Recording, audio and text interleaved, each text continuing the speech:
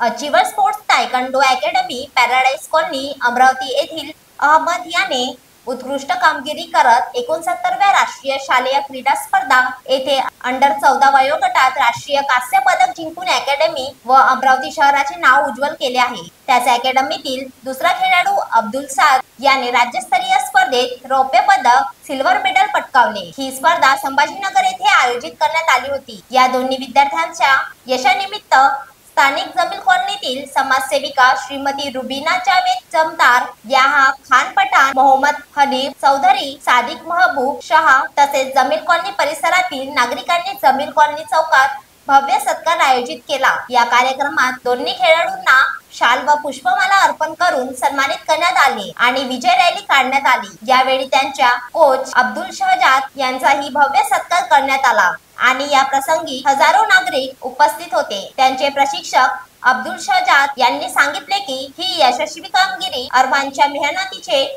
शिस्तीचे आणि समर्पणाचे फळ आहे। Vidarbha city news Amravati.